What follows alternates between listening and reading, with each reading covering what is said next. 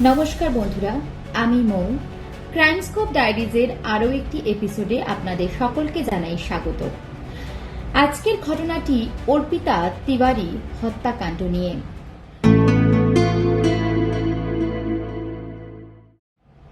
2017 সালের ডিসেম্বরে মুম্বাই শহরের একটি বহুতল আবাসনে ঘটে যায় এক মর্মান্তিক মৃত্যু। 25 বছর বয়সী অর্পিতা তিওয়ারি একজন উদ্যোগী ইভেন্ট অ্যাঙ্কার ও মডেল প্রাণ হারান। তার নিথর দেহ পাওয়া যায় ডাক্টের ভেতরে। কিভাবে এই উজ্জ্বল প্রাণবন্ত তরুণীর মৃত্যু হল? দুর্ঘটনা, আত্মহত্যা নাকি কোনো ষড়যন্ত্র? আজও উত্তর মেলেনি। অর্পিতা তিওয়ারি ছিলেন মুম্বাইয়ের মীরা রোডের বাসিন্দা।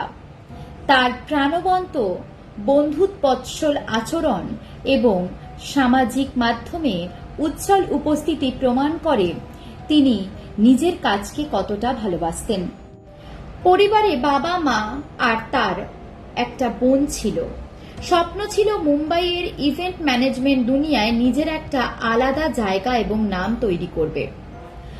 ঘটনাটির দিন ছিল 10 ডিসেম্বর 2017 রবিবার।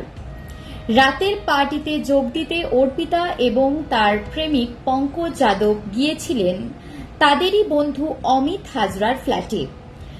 ঘটনাস্থল হোয়াইট মালাতে। অমিত, তার প্রেমিকা অর্পিতা ও পঙ্কজ 4 জন মিলে রাতভর পার্টি চলতে থাকে। রাত 3টের দিকে পার্টি শেষ হলে সবাই আলাদা ঘরে ঘুমোতে যান। কিন্তু পরদিন সকালে 11 ডিসেম্বর সকাল 9টার দিকে বিল্ডিং এর সিকিউরিটি গার্ড দেখতে পান ডাক্টের ভেতরে পড়ে আছে অর্পিতার নিথর দেহ। শরীরে আঘাতের চিহ্ন স্পষ্ট। মুহূর্তেই আতঙ্ক ছড়িয়ে পড়ে। প্রথমে পুলিশ এটিকে আত্মহত্যা বা দুর্ঘটনা বলে সন্দেহ করে, তবে অর্পিতার পরিবার দৃঢ়ভাবে অস্বীকার করে। মায়ের কণ্ঠের বেদনার আকুতিতে সে জানায়, আমার মেয়ে কখনো আত্মহত্যা করতে পারে না, ও জীবনে বাঁচতে ভালোবাসত। এর জেরেই পুলিশ অবশেষে খুনের মামলা রুজু করে।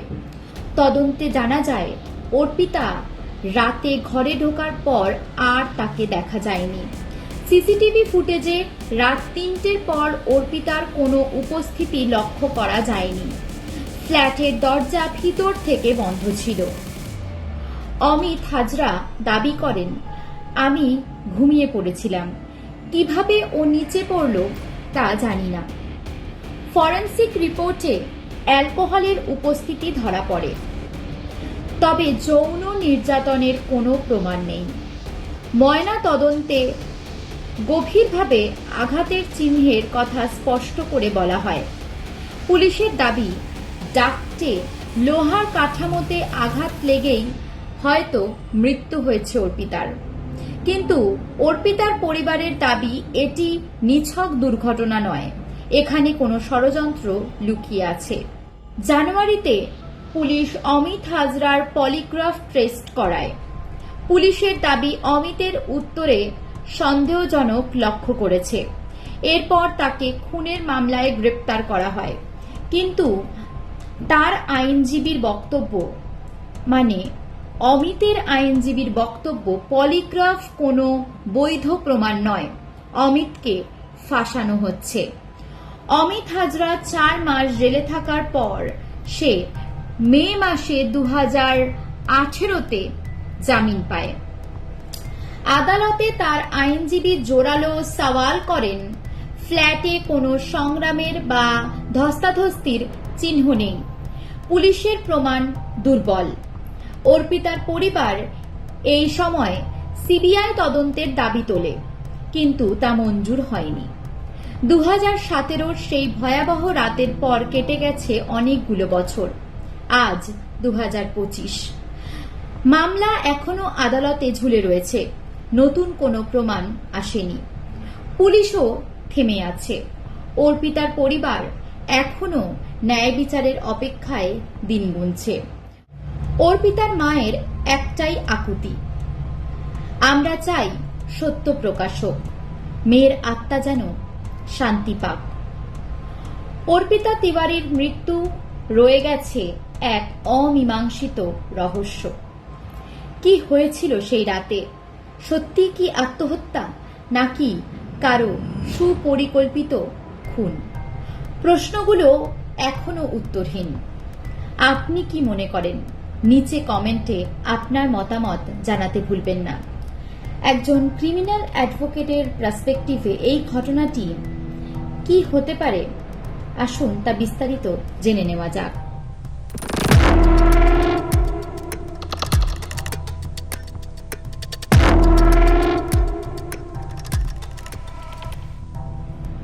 অর্পিতা তিওয়ারির মৃত্যুর ঘটনা ভারতের বিচার ব্যবস্থার কাছে এক জটিল ধাঁধার মতোই।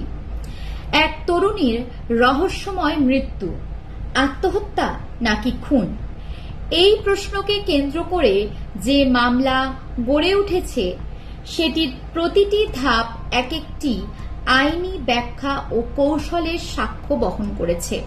একজন অ্যাডভোকেট হিসেবে এই মামলাটি আমার কাছে একাধিক গুরুত্বপূর্ণ দিক থেকে বিশ্লেষণের দাবি রাখে। প্রমাণের মানদণ্ড, পুলিশের তদন্তের সীমাবদ্ধতা, সাক্ষ্য প্রমাণের গ্রহণযোগ্যতা এবং আইনি কৌশলের জটিলতা। প্রথমেই বলা যায়, অর্পিতার মৃত্যু ঘটেছে মুম্বাইয়ের মানভস্থল হোয়াইটস অ্যাপার্টমেন্টের এক ডাকটে, যা সহজলভ্য জায়গা নয়। পুলিশ প্রাথমিকভাবে এটাকে আত্মহত্যা হিসেবে বিবেচনা করলেও পরিবারের অভিযোগ ও ঘটনার অস্বাভাবিকতা খুনের সন্দেহ উঠে আসে। ফলে মামলায় ভারতীয় দণ্ডবিধির ৩০২ ধারায় এফআইআর দায়ের করা হয়। তবে অ্যাডভোকেট হিসেবে সবচেয়ে গুরুত্বপূর্ণ প্রশ্ন হল, প্রমাণ কতটুকু শক্ত? যদি আমরা আদালতের প্রেক্ষাপটে দেখি, কোনো হত্যা মামলায় প্রসিকিউশনের প্রধান দায়িত্ব হচ্ছে সন্দেহাতীত প্রমাণ হাজির করা। অর্পিতা তিওয়ারির কেসে সরাসরি কোনো প্রত্যক্ষদর্শী নেই, ফলে পরিস্থিতিগত প্রমাণ মানে সার্কামস্ট্যান্সিয়াল এভিডেন্সই মূল ভরসা। প্রসিকিউশন বারবার বলেছে, ডাক্টের অবস্থান, দেহের আঘাতের ধরন এবং ঘটনার আগের পার্টি সব মিলিয়ে একটি নিছক দুর্ঘটনা বা আত্মহত্যা নয়। তবে আদালতের দৃষ্টিতে এগুলো যথেষ্ট নয়, যদি না সেগুলো সন্দেহাতীতভাবে প্রমাণ হয়। অন্যদিকে ডিফেন্সের স্ট্র্যাটেজি অত্যন্ত কার্যকর। তাদের দাবি, অর্পিতার মৃত্যু রাতে ঘরের দরজা ভিতর থেকে বন্ধ ছিল, কোনো প্রত্যক্ষদর্শী নেই।